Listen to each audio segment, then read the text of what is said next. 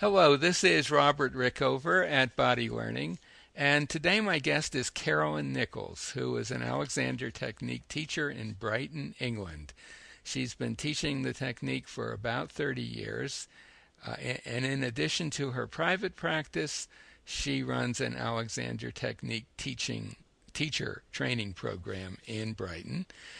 She is the author of a couple of books on the Alexander Technique. One in particular that is particularly useful to mention here. It's called Body, Breath, and Being: A New Guide to the Alexander Technique.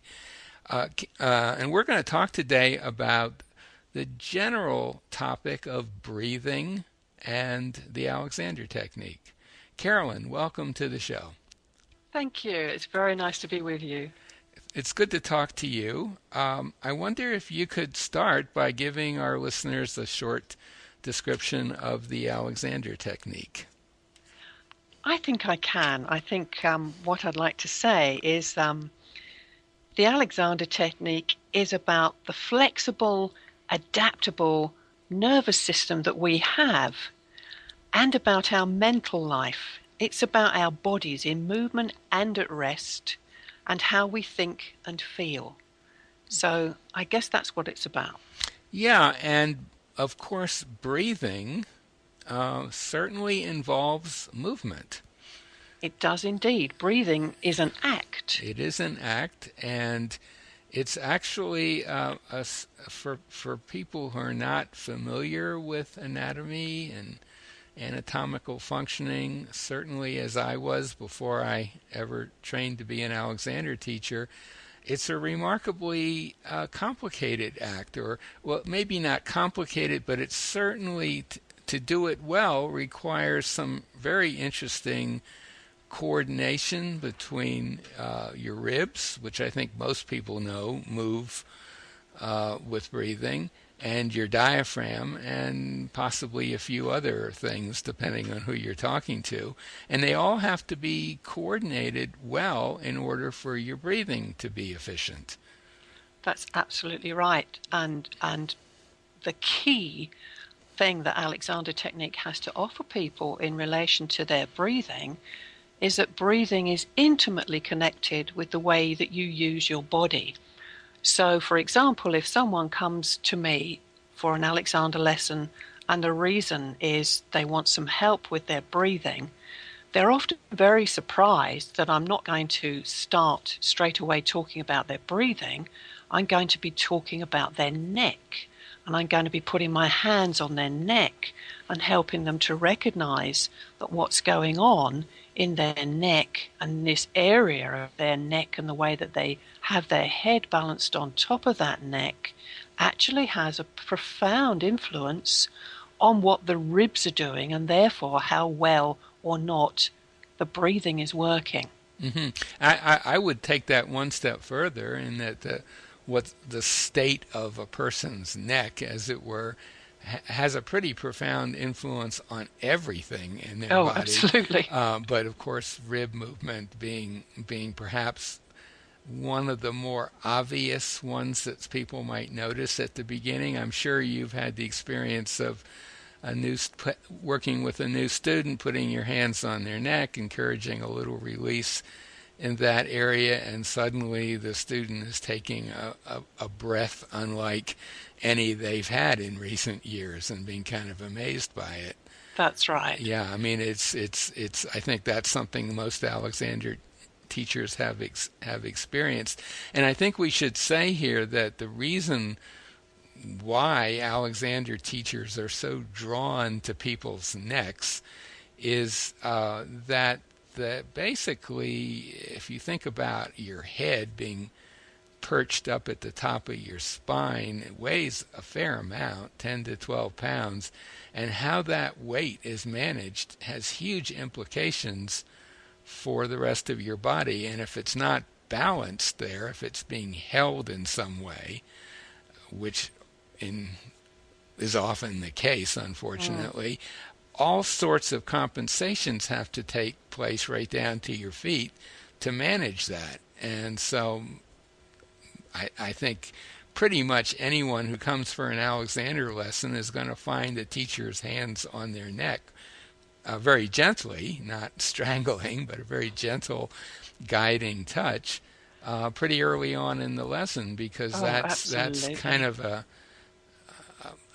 key intervention point. Yeah, absolutely. Absolutely. And the other area that interests me in relation to breathing is the lumbar area. Now, you think about it, your neck and your lumbar area are the two bits of your spine that actually don't have the ribs on.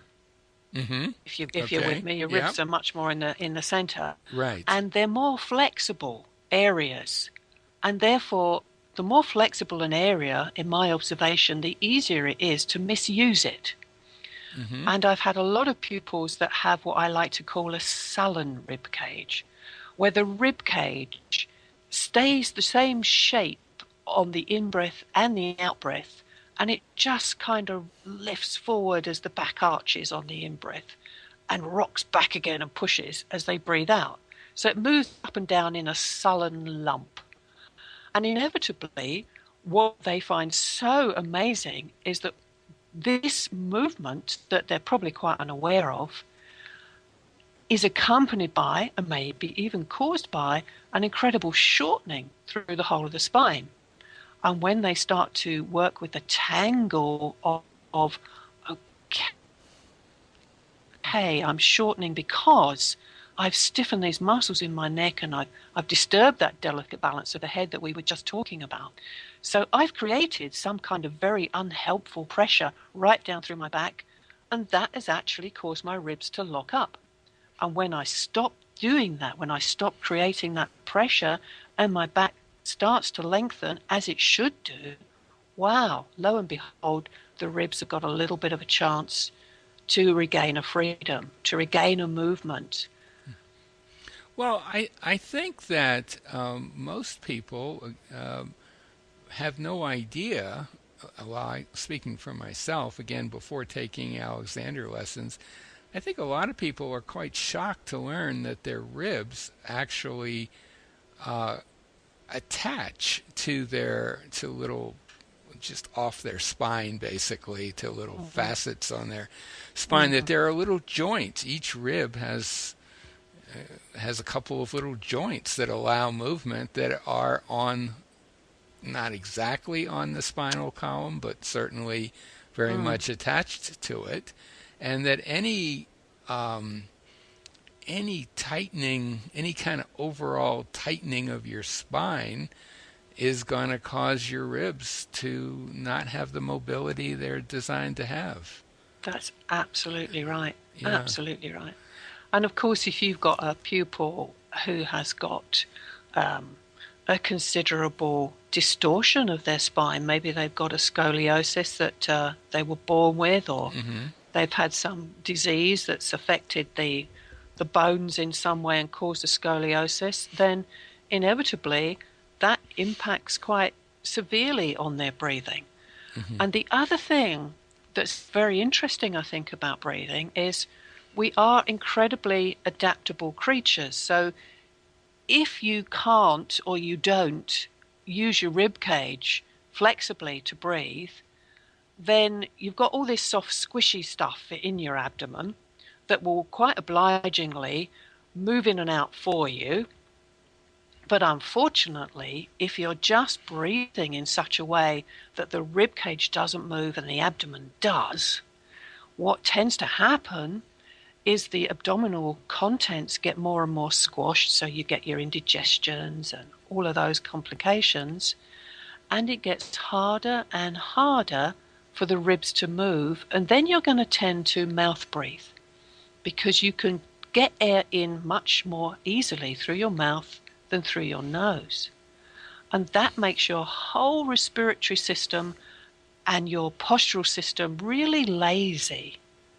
And when it gets lazy, then you start getting other problems. If you breathe through your mouth instead of your nose as a habit all the time, well, the air isn't warmed up properly going into your lungs, it's not filtered properly.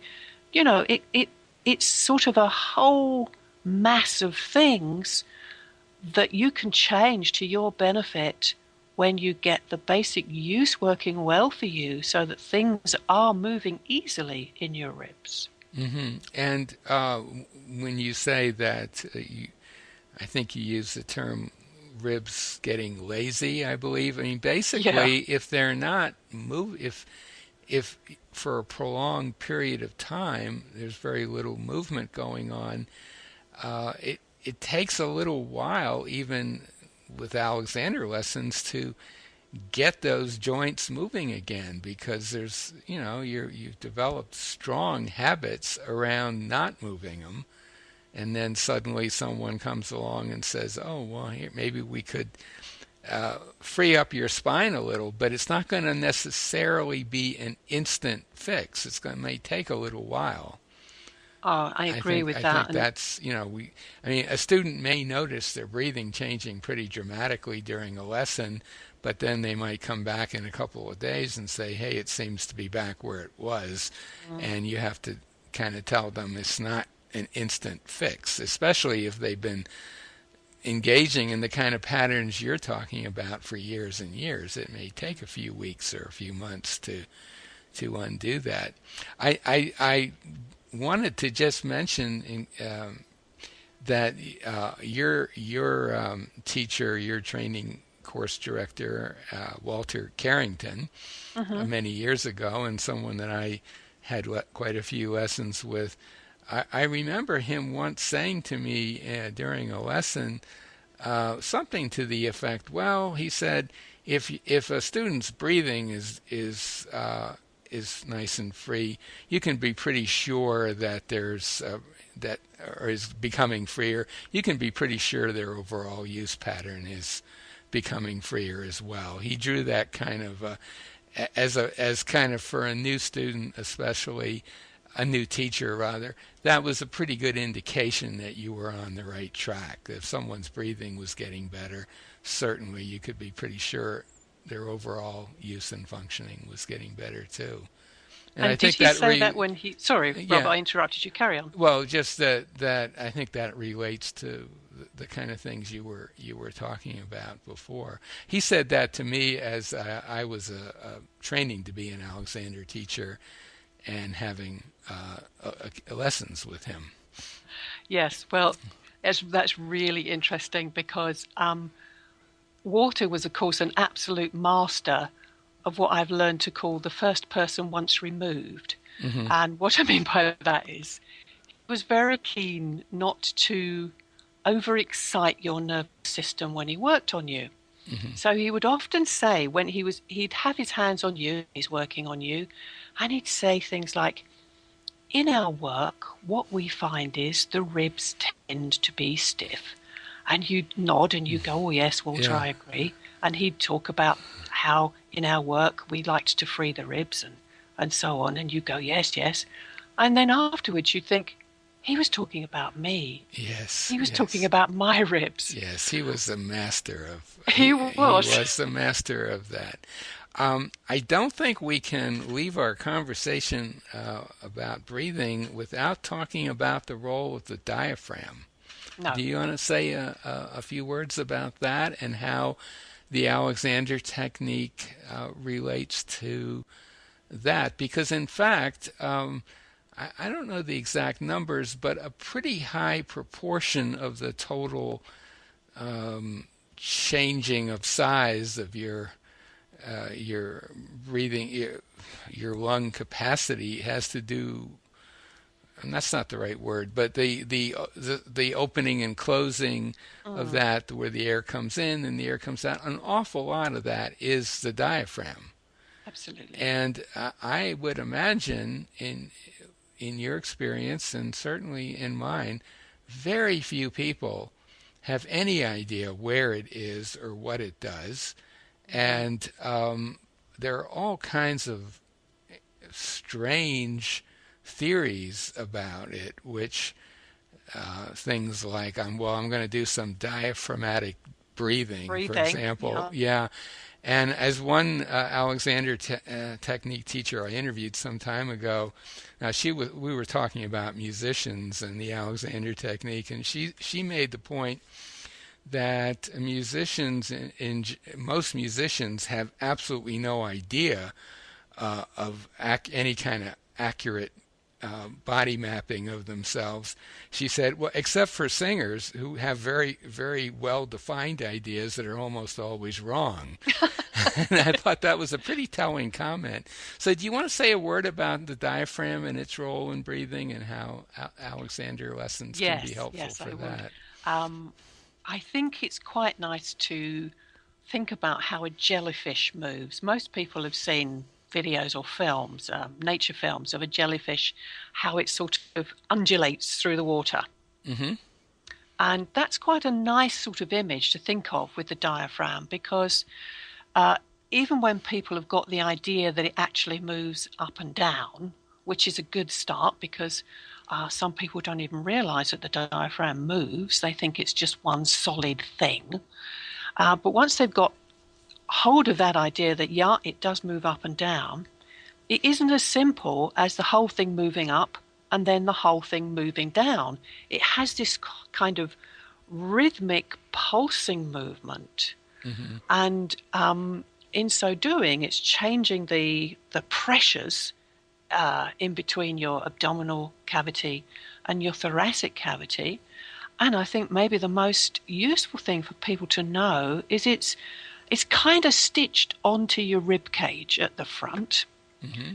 and it's attached to the inside of your lumbar spine at the back.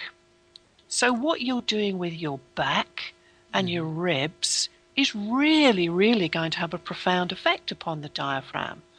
So if your body use is poor, your posture is poor, you're going to make it much harder for your poor old diaphragm to move freely. And that's really something we want. Freedom of movement for the diaphragm to move up, move down, and have this flexible, pulsing movement as it needs to adjust to whatever breath you're doing. As I speak to you, for example, I'm taking in different lengths of breath according to how long my sentence is going to be. And I don't have to decide that in advance. I know what I want to say, and then my diaphragm's going to respond to that demand that I've put upon it. And the reason it can respond freely is because I'm paying attention to keeping a sense of release in my neck so that my whole body use isn't squashing my diaphragm and making it stiff. When your diaphragm gets into the habit of being stiff, you've got trouble.